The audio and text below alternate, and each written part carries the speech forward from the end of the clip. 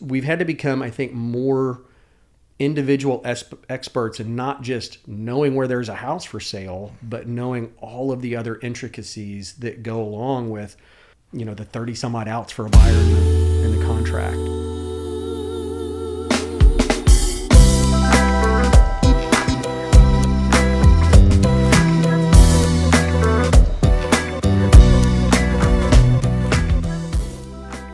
Hey, Ben. Hi, Caitlyn. How are you? I'm doing well. How are you? I'm doing great. Good. I'm doing great. It's great to see you. Yeah, you too.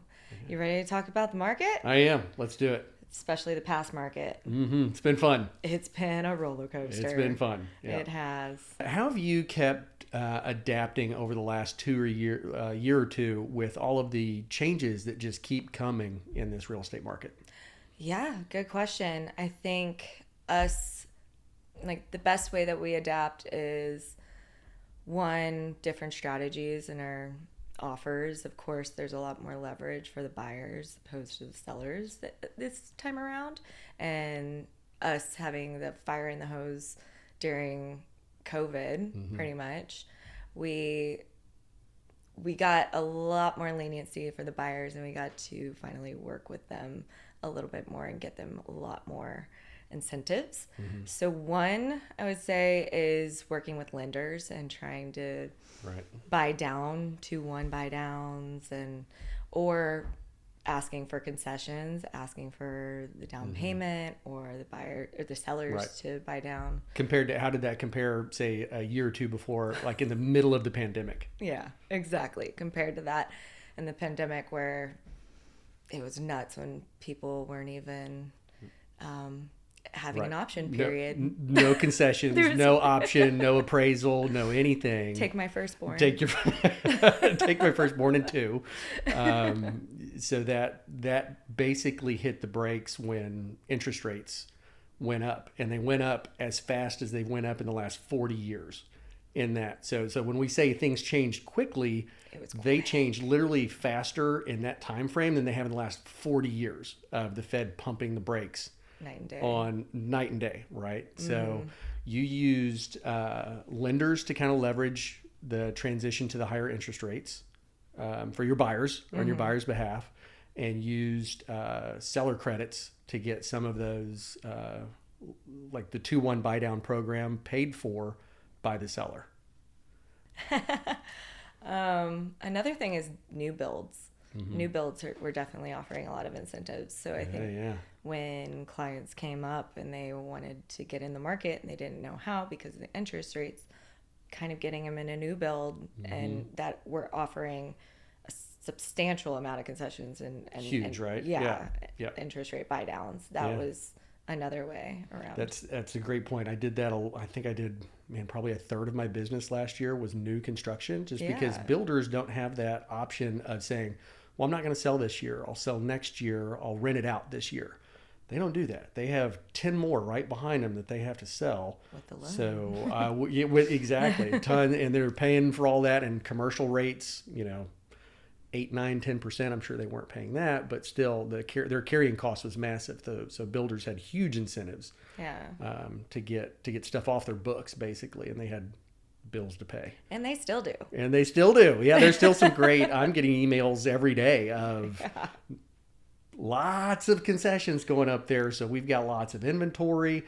With interest rates high, those concessions are awesome, because we're buying down into the 4 and 5% rates sometimes now, where your organic rate's 7%.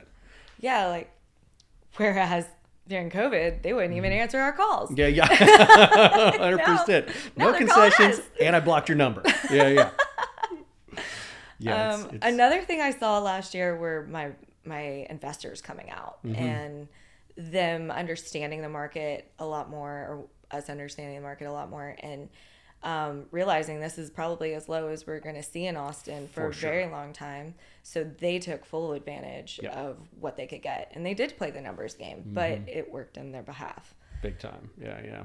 Because investors know that they're going to refinance every 3 or 4 years anyway.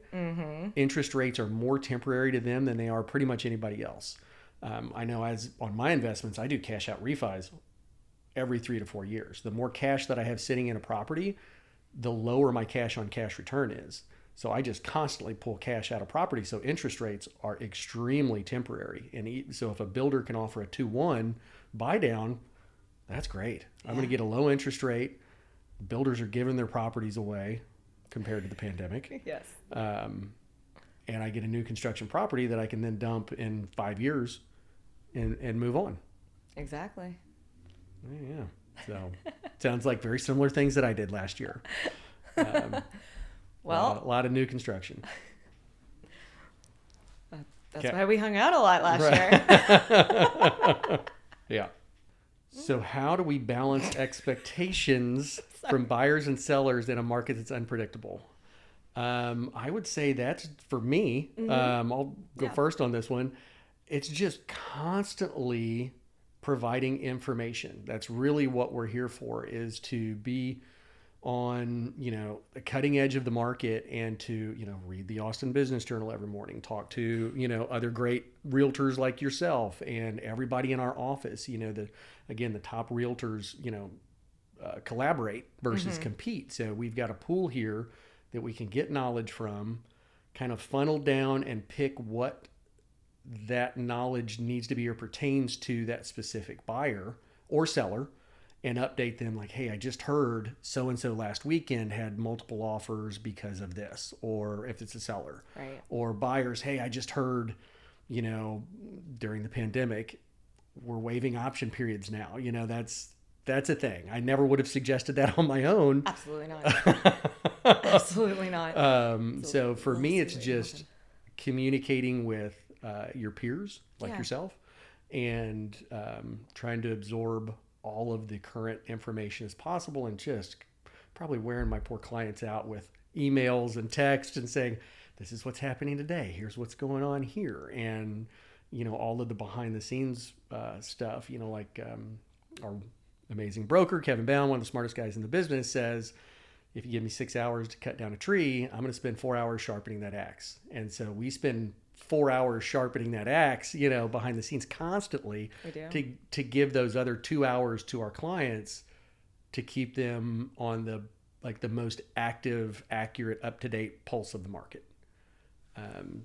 So that can I clap? That was beautiful.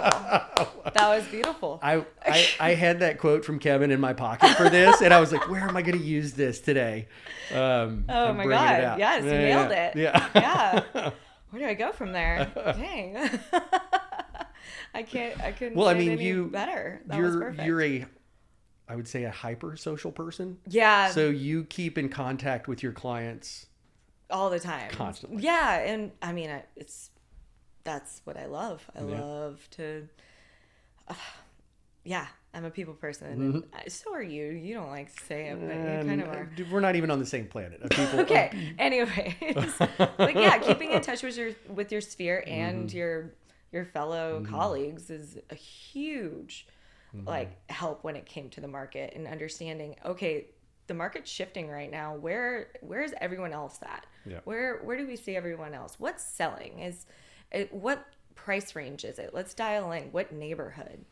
And I think that was really helpful through that time period as well. Yeah, for sure. Yeah, your client gets 40 agents because you have 40 agent friends that you're talking to every day. And so your client is really working with like 40 agents at that point. Oh my gosh, yes. Don't get me started. Right. So I've been doing this for, I started going to my dad's real estate office in 8th grade, right? When he got a paper book every, week or 2 weeks that had all of the listings in it.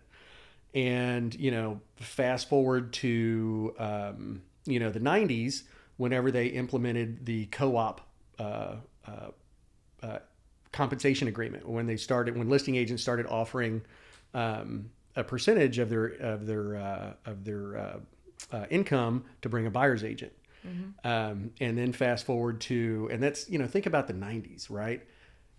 You didn't even have a flip phone, probably. You might have had like the brick cell phone. You might have had like a 15K modem dial up. So this was a whole nother planet, basically.